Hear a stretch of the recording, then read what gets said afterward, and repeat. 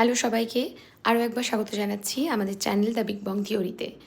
বর্তমানে চারপাশে যে পরিস্থিতি চলছে, সত্যি বলছি মনে শান্তি খোঁজার একটাই জায়গা, সেটা হচ্ছে ভগবানের চরণ, তাই নয় কি?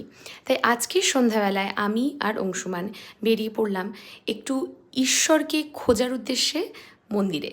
হ্যাঁ, কখনো কখনো একটু স্পিরিচুয়াল আমরাও হয়ে যাই, আশা করি সবাইই হয় কখনো না কখনো জীবনের কোনো না কোনো মুহূর্তে। এই যে মন্দিরটা দেখছো, এটা আমাদের চেন্নাইয়ের খুব বিখ্যাত নাগাথাম্মান মন্দির।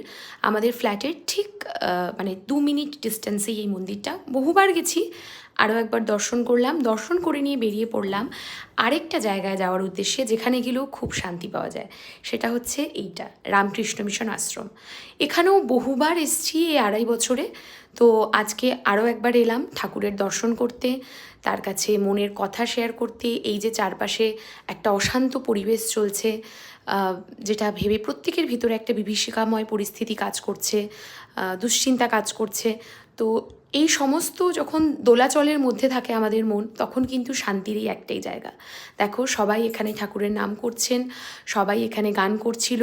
তো কিছুক্ষণ সেটা শুনলাম, মনে খানিকটা শান্তি নিয়ে ঠাকুরকে প্রণাম করে আমরা কিন্তু এই আশ্রমের ঠিক পিছনেই পুরনো মন্দিরটা রয়েছে, সেই মন্দিরটার উদ্দেশ্যে একটু বেরোলাম।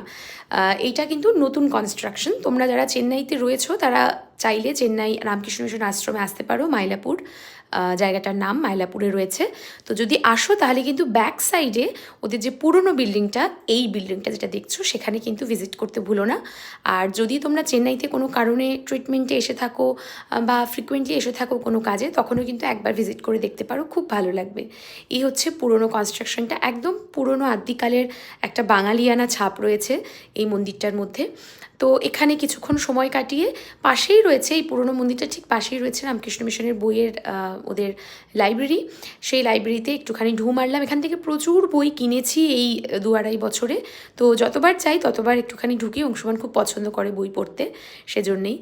তারপর আমরা বেরিয়ে পড়লাম, আরেকটা অটো নিয়ে চলে যাচ্ছি আজকের শেষ গন্তব্যস্থল। সেটাও কিন্তু ভীষণ শান্তির একটা জায়গা, যেখানেও বহুবার গেছি, সেটা কিন্তু এইটা। হ্যাঁ, এটা হচ্ছে মাদ্রাজ কালীবাড়ি, দক্ষিণেশ্বর মন্দিরের আদলে তৈরি।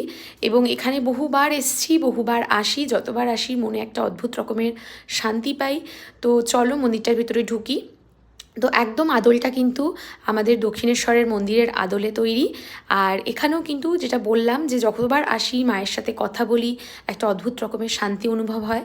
তো আজকের সন্ধ্যাটা পুরোপুরি স্পিরিচুয়াল একটা সন্ধ্যা। আশা করি তোমাদের ভালো লাগলো। দেখা হচ্ছে পরবর্তী ভিডিওতে। ভালো থেকো সবাই।